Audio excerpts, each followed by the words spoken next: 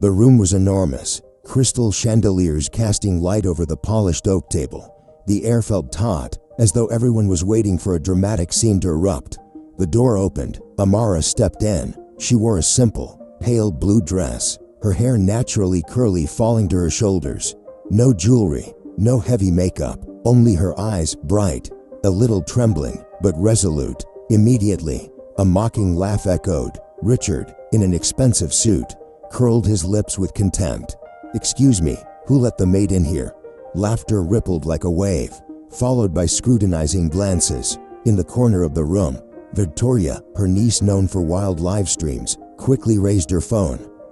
"Oh, you guys, the Will reading officially has drama already."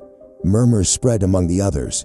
Whispered speculations. Their eyes swept toward Amara as though she were an intruder, a stain in high society. The atmosphere was suffocating, as if Amara might have to turn and walk away. But Lawyer Green, a salt and pepper-haired man, stepped forward, his voice calm. "Please, Amara Miller, sit next to me." The room fell silent. In an instant, eyes shifted, first from disdain to surprise, then discomfort. A black girl, the child of a servant, having a seat beside the lawyer at the Whitmore family's will reading. That was the first shock, and none of them realized that this was only the beginning of the real quake. Amara Miller is 18 years old. She was not a stranger in the Whitmore mansion. Since she was 13, Amara had quietly shown up here, helping her mother clean, carrying trays, doing laundry, sometimes sneaking behind the library door to steal a few pages of books. Her mother, Mrs. Miller, was the most loyal servant this family had ever known. For over 20 years, she never caused her employers any trouble, but that loyalty never earned respect. Amara grew up among rooms filled with gold and silver, but they never belonged to her. She was more familiar with the smell of bleach than of perfume, more used to rough, calloused hands than hands adorned with jewel rings. Still, that girl did not only know how to bow her head. Every night, after her chores were done, Amara pulled out engineering books, eyes glued to every line as though swallowing the world. Her dream was not dresses or parties, but to get into a technology university, where she could build something grand with her own hands. In contrast to Amara was the Whitmore family. They were born into wealth, raised surrounded by power, and treated all their workers as invisible shadows. Richard, the eldest son, hot-tempered, arrogant, finding enjoyment in belittling others. Victoria, the niece, glued to her phone all day, treating others' suffering as mere content for views. The rest were no better, complacent, selfish, arrogantly believing Whitmore property was theirs and theirs alone to touch. Except one person, Lawyer Green. He was the quiet witness to it all. His seasoned eyes seemed to have seen through the glamorous facade of high society.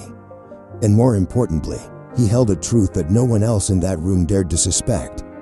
And there was another, Drive, Angela. 1 year ago, when Amara kept watch by her mother's hospital bed, Dr. Angela noticed her. She saw in the young woman a persistent will, a rare intelligence, and an aspiration to rise stronger than anyone in the Whitmore house.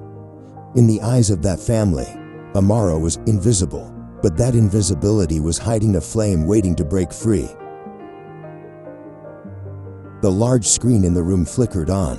The noise died down immediately, and the face of Mr. Thomas Whitmore, who had recently passed away, appeared. He sat in his familiar wooden chair, voice low, rasping as he spoke. "Before I read the will, I have a simple question. Does any of you, my children or grandchildren, remember the name of Mrs. Miller's daughter?" The room was still as stone.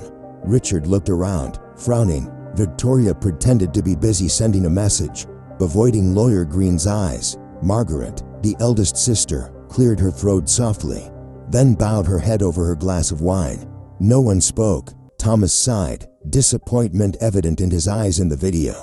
"I am not surprised. Amara entered this house when she was 13, working, caring for her sick mother, studying in the shadows. She spent late nights in my library, reading engineering books that none of you ever touched, but not one of you cared enough to learn her name." The sound in the room grew oppressive, suffocating. All eyes gradually turned toward Amara. She sat there, hands clenched together, struggling to restrain her emotion. In the video, Thomas gave a small smile, the rare smile Amara had seen when she confided in him in the library. Amara did more than work in this house. She shared her dreams, her ideas, her questions. Those made me realize, while my own children only knew how to enjoy, that girl longed to learn and to create something greater. A hush rose from the back row. Victoria, this time, did not have a chance to lift her phone. The entire room, which had so long looked down on Amara, was now compelled to stare directly at her, the girl they had always treated like a shadow. No one expected that, from this moment, Amara's place in the story had changed forever. Lawyer Green took a deep breath, then slowly opened the folder in front of him. According to the legal last will and testament of Mr. Thomas Whitmore, his voice rang out, clear and firm, each word landing like a hammer on the table. 51% of Whitmore Properties shares will be transferred to Miss Amara Miller. The sound hit the room like a lightning strike. A glass shattered. Someone gasped. "That is impossible," Richard roared, his face flushed with rage. "A ragged little maid cannot steal our inheritance." Green continued, not allowing anyone to interrupt. "Amara will also inherit the main estate, along with 25 million United States dollars to invest in education and technological development." "This is insanity."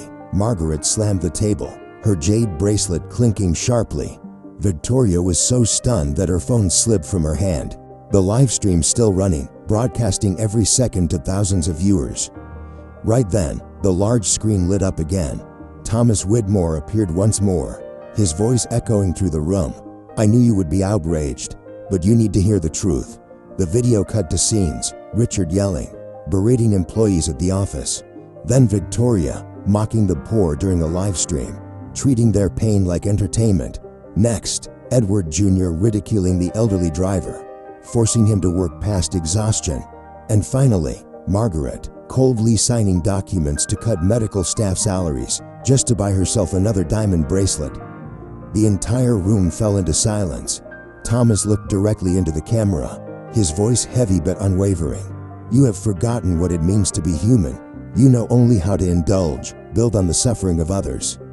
That is why I can no longer entrust any of you with my legacy. Amara is more worthy than all of you." Victoria trembled, scrambling to shut off the live stream, but it was too late. Thousands had already witnessed the raw truth about the Whitmore family.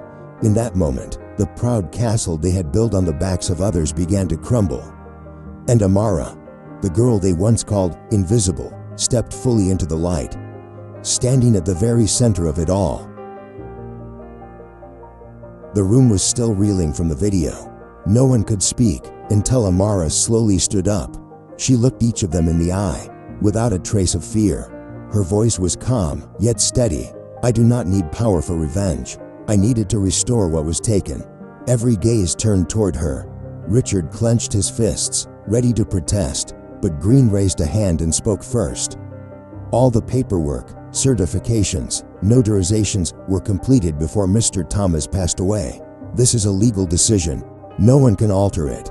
Amara took a deep breath, then began making her first decisions as the heir, returning land to hundreds of families who had been forced to relocate by the Whitmore family, establishing a new board of directors made up of dedicated employees who were unfairly dismissed, creating a scholarship and healthcare fund to support vulnerable communities that Whitmore Properties once oppressed.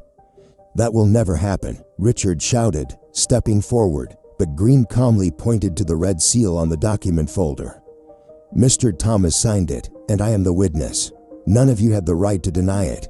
At that very moment, the doors opened. Dr. Angela walked in. She nodded to Amara, then turned to the Whitmore family. "I was Mr. Thomas's personal doctor. He was fully of sound mind when he wrote his will. I am the one who introduced Amara to him, and I witnessed the trust he placed in her, trust you all lost long ago." The room exploded. The Whitmore family's resistance had been reduced to desperate cries. Amara observed silently, then spoke again, this time with even greater strength. "I will give you a choice.